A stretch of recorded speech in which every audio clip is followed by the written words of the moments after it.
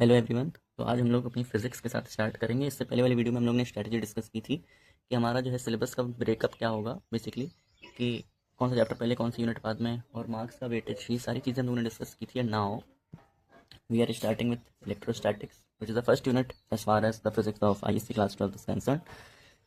Electrostatics में basically दो chapters हैं, मैंने पहले भी डिस्कस किया था, electric charge and fields, electrostatic potential and capacitance. ठीक, अच्छा, लेकिन अब हम लोग finally electric charge and fields start कर चुके हैं, तो हम लोग जान लेते हैं कि एक ब्रांच होती है फिजिक्स की, उसको बोलते हैं इलेक्ट्रोमैग्नेटिज्म। भाई अभी तो आप इलेक्ट्रोस्टैटिक बता रहे थे, नहीं इलेक्ट्रोस्टैटिक्स इसके अंदर आता है। अच्छा, ठीक है, समझ गया। इलेक्ट्रिक्स की एक बहुत बड़ी ब्रांच है। इसके अंदर दो सब ब्रांचेज आती हैं, इलेक्ट्रोस्टैटिक्स और इलेक्ट्रोडायनेमिक्स। इलेक्ट्रोस्टैटिक्स वाली ब्रांचेज में, इलेक्ट्रोस्टैटिक्स वाली ब्रांच में जो हम लोग चैप्टर्स पढ़ेंगे उनमें चार्ज को रेस्ट पर कंसिडर किया जाएगा, चार्ज को रेस्ट पर कंसिडर किया जाएगा। और इलेक्ट्रोडायनेमिक्स वाले चैप्टर्स में चार्ज को मोशन में कंसिडर किया जाएगा। और ऐसे चैप्टर्स जिनमें चार्ज को मोशन में कंसिडर किया जाएगा, उनके कुछ कॉमन एग्जांपल्स हैं इलेक्ट्रिक करंट, वो वही अपना current, electricity, magnetism that is moving charges and magnetism, EMI and alternating current. इन सब में चार्जेस अपने मोशन पर होगा। तो अगर हम लोग सबसे पहले बात कर लेते हैं चार्ज की। चार्ज तुमने 8th 9th 10th 11th classes से ही जाना होगा, पॉजिटिव चार्ज, नेगेटिव चार्ज, है ना। इस बार हम लोग चार्ज को बहुत डेप्थ में करने वाले हैं।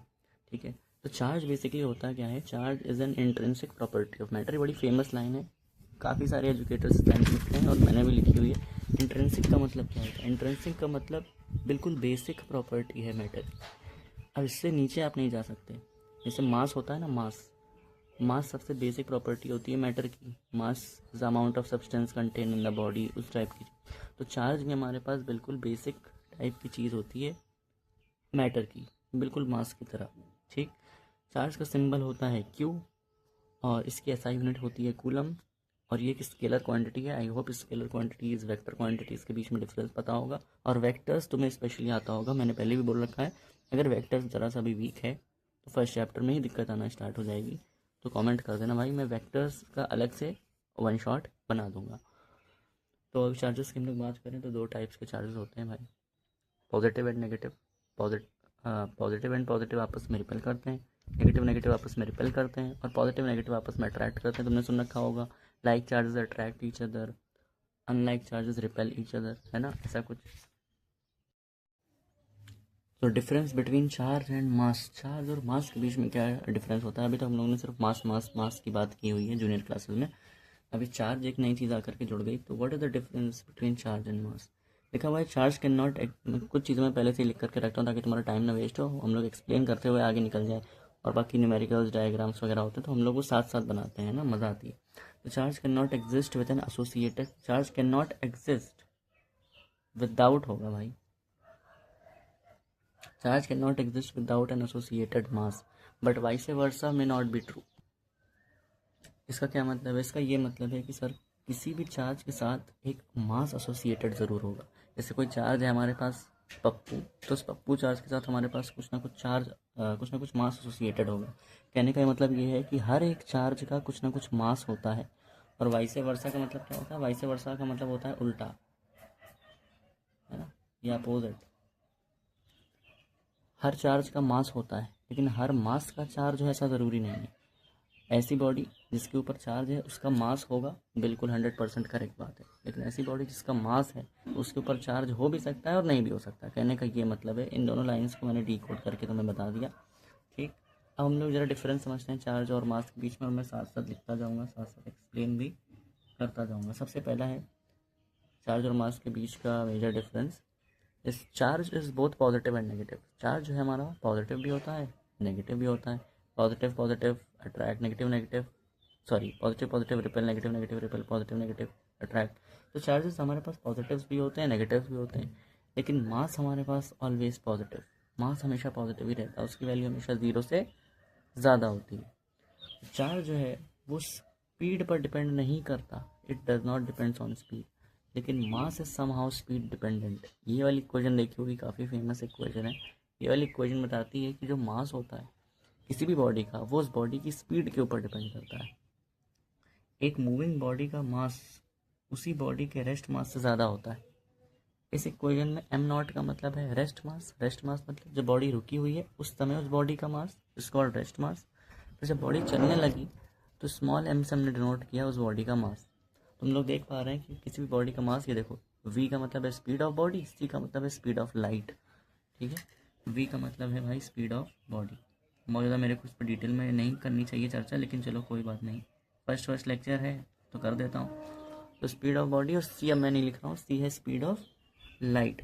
ठीक है, तो ये क्वेश्चन हमें क्या बताती है, तो वाइल वी आर रनिंग, जब हम लोग भाग रहे होते हैं, ठीक है, देखो ट्रेन निकलते हुए, आज मैं दिन में शूट कर रहा हूँ और दिन में ट्रेन निकल रही है, मैं दोपहर में शूट करूँगा तो दोपहर में ट्रेन निकल पड़ेगी, देखो। ठीक है, तो मैं इसको कट कर दूंगा। तो जब हम लोग भाग रहे होते हैं, जब हम भागना स्टार्ट करेंगे तो हमारी कुछ ना कुछ स्पीड होगी। स्पीड होगी मतलब हमारा कुछ ना कुछ वी होगा, और हमारा वी कितना ही हो जाएगा भाई, सी जो है, जो स्पीड ऑफ लाइट है, वो है हमारी 3 × 10⁸ मीटर पर सेकेंड।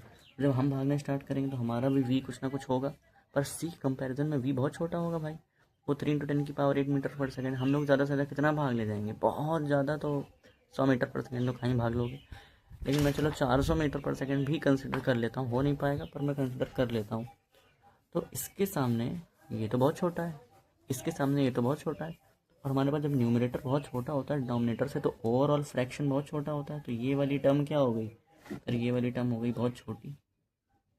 ठीक है, ये वाली टर्म हो गई बहुत छोटी, और 1 में से बहुत छोटी टर्म माइनस करोगे तो ओवरऑल ये जो डिनोमिनेटर था, ये पूरा क्या हो जाएगा भाई, ये तो बहुत छोटा हो जाएगा, बहुत छोटा।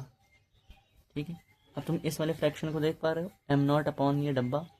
अब ये डब्बा हमारे पास डिनोमिनेटर में है, और डिनोमिनेटर बहुत छोटा होता है तो फ्रैक्शन बहुत बड़ा हो जाता है। तो मेरे कहने का मतलब ये है कि हमारे पास जब भी मूविंग बॉडी होती है, हम लोग जब खड़े हुए हैं उस समय हमारा जो मास है, और जब हमने भागना स्टार्ट किया उस समय जो मास है, दोनों में बहुत बड़ा डिफरेंस है। जब हमने भागना स्टार्ट किया वो वाला mass is greater than the mass that was when we are standing at a particular place. ये कहने का मतलब है। तो तुम देख पा रहे हो कि मास कैसे कैसे स्पीड पर डिपेंड करता है, पर चार्ज स्पीड पर डिपेंड नहीं करता है। चार्ज स्पीड पर डिपेंड नहीं करता है। तो हमारा थ्योरेटिकल पोर्शन स्टार्ट हो चुका है, और हम लोग बात कर लेते हैं कंजर्वेशन ऑफ चार्ज के बारे में। ठीक, तो कंजर्वेशन ऑफ चार्ज हमें क्या बताता है, कंजर्वेशन ऑफ चार्ज हमें बताता है कि ऐसे क्वांटाइजेशन ऑफ चार्ज, और ये वाला जो टॉपिक है इससे आईएससी में आ जाते हैं कुछ थ्योरेटिकली 1-2 मार्क्स के क्वेश्चन। ठीक है, तो कंजर्वेशन ऑफ चार्ज की अगर मैं बात करूँ तो वो बताता है कि charge can neither be created nor be destroyed but can only be transferred. Charge को हम बना नहीं सकते, चार्ज को हम डिस्ट्रॉय नहीं कर सकते, बट हम उसको ट्रांसफ़र कर सकते हैं एक बॉडी से दूसरी बॉडी में, है ना।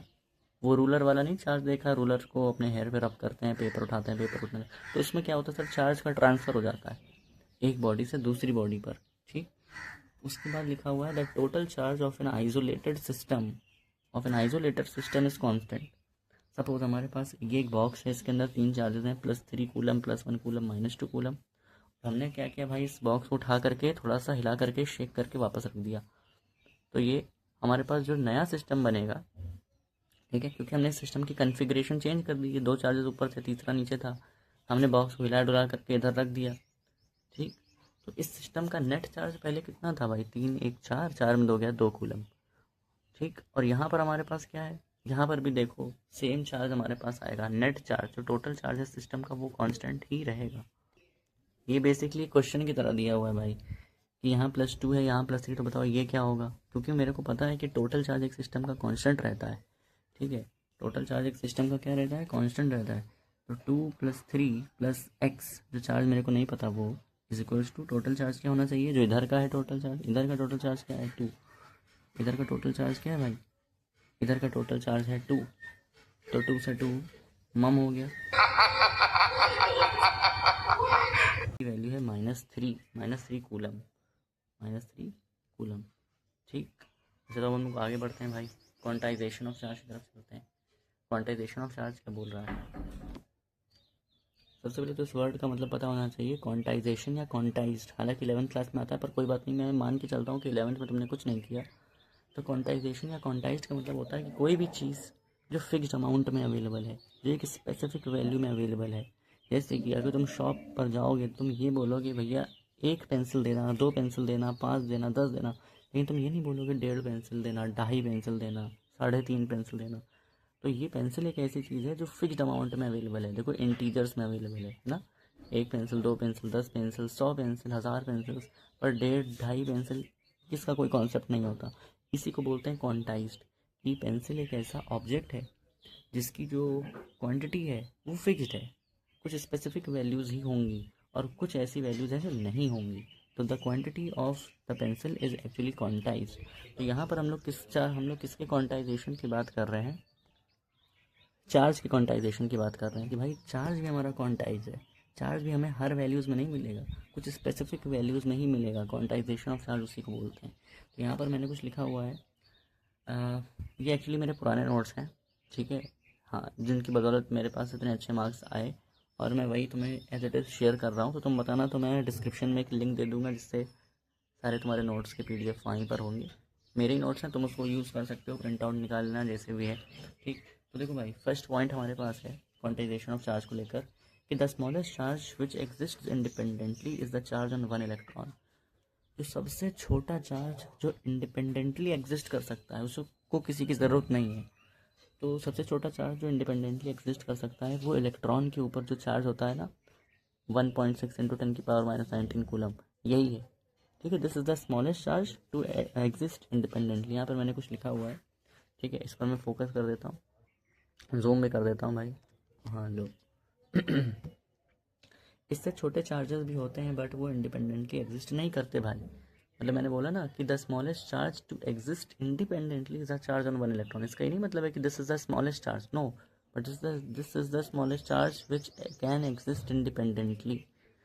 इससे भी छोटे चार्ज होते हैं पर वो इंडिपेंडेंटली एग्जिस्ट नहीं कर सकते, ये कहने का मतलब है, ठीक है। तो हम लोग वापस आ जाते हैं। अरे भाई, अरे कैमरा ब्लैक हो गया, ठीक है। तो सेकंड पॉइंटर पर चलते, मैंने अपना कैमरा फिक्स कर लिया भाई। हाँ, सेकंड पॉइंट बोल रहा है कि हाँ वही बोला है उसमें, क्वांटाइजेशन का मतलब है अवेलेबल इन फिक्स अमाउंट, कुछ स्पेसिफिक वैल्यूज़ होंगी, ठीक। अच्छा, ये जो हमारे पास इलेक्ट्रॉन के ऊपर जो चार्ज होता है ना, विच एग्जिस्ट इंडिपेंडेंटली, इसकी वैल्यू होती है 1.6 इंटू 10⁻⁻19 कूलम। इसको बोलते हैं फंडामेंटल चार्ज, ठीक है।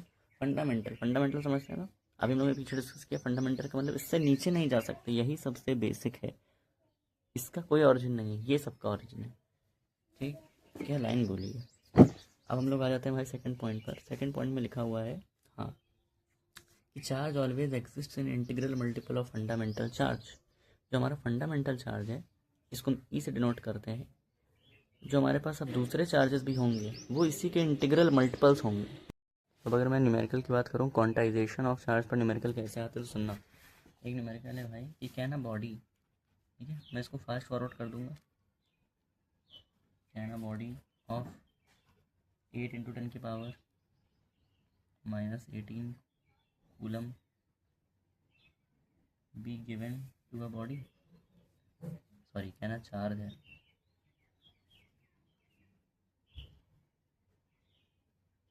कहना charge of 8 into 10⁻−18 be given to a body. क्या इतना चार्ज एक बॉडी को दिया जा सकता है?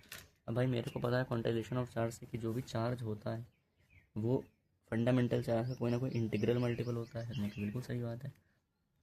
अब क्यू, ये देखो ये एक चार्ज दिया हुआ है क्यू, और इलेक्ट्रॉनिक चार्ज हमें पता है 1.6 इंटू 10⁻−19। इनको इस फॉर्मूले में रखते हैं। एन एक इंटीजर आना चाहिए, एन क्या आना चाहिए, एक इंटीजर आना चाहिए। देखते हैं एन इंटीजर आता है या नहीं आता। तो एन हमारा आएगा 8 इंटू 10⁻−18 अपॉन 1.6 इंटू 10⁻−19, ठीक है। ये हो गया 5 और ये हो गया अपना क्या 5 और ये हो गया 10, आंसर आया 50। हाँ तो भाई क्योंकि एन इंटीजर आया है तो yes this charge can be given to a body.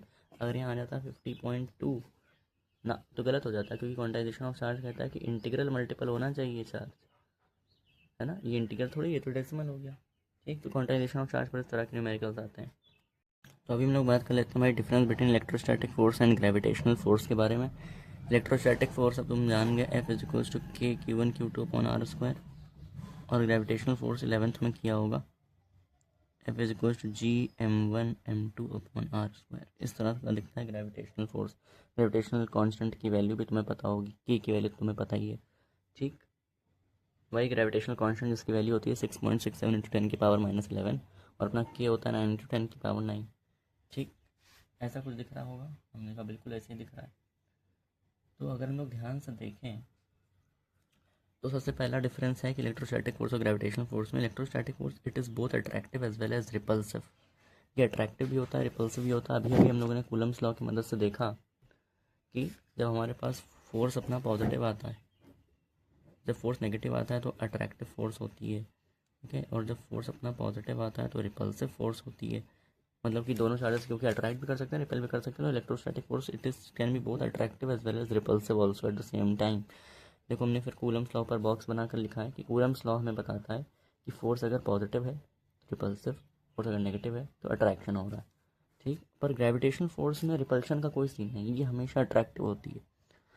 फिर electrostatic force it depends upon medium, अभी पूरा बताया, एफ इज इक्वल टू के Q1 Q2 upon are square. इसमें ये के है, ये फोर्स है ना, तो ये के पर डिपेंड कर रही है और के मीडियम पर डिपेंड कर रहा है, इस वजह से फोर्स मीडियम पर डिपेंड कर रही है, ठीक।